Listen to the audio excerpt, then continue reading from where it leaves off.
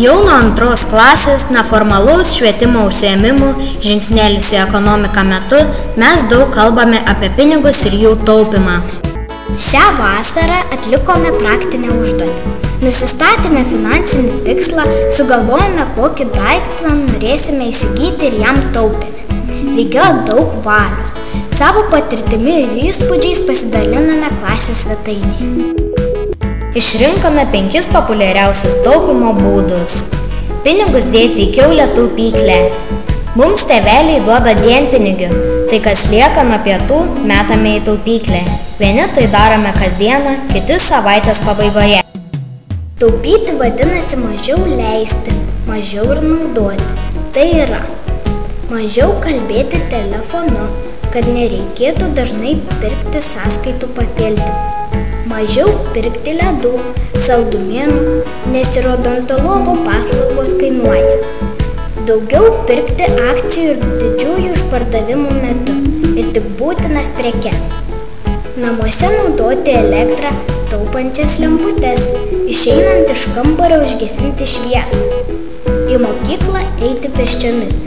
Taip taupyti pinigus, išleidžiamus už kurą, bet to ir sveika. Taupyti vandenį, valantis dantis, užsukti čiaupą, greičiau praustis.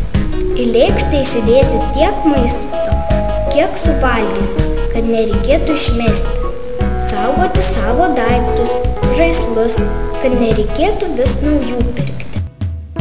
Dar vienas iš būdų yra vesti išlaidų dienoraštį.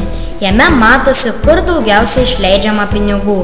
Tai padeda suprasti, kur galima taupyti ir kiek vis dėlto mes išleidžiame. Taip pat galima užsidirbti ne tik virtualiai, tai yra žaidžiant žaidimo pinigėnai, bet ir realybėje. Pavyzdžiui, rinkti butelius ir juos parduoti, rinkti makulatūrą ir ją priduoti, gaminti rankdarbius, juos parduoti kaziuko mugėje. Tai yra vadovautis principu mažiau pirk, pasidaryk pats.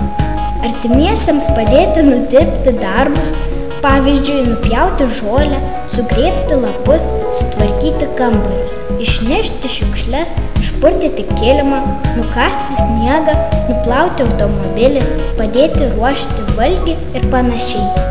Ir dar vienas taupimo būdas – pinigus atidėti ir santaupą saugiai laikyti banke, kad nekiltų pagundų bet kada jos pasiimti. Kviečiame taupyti ir jūs!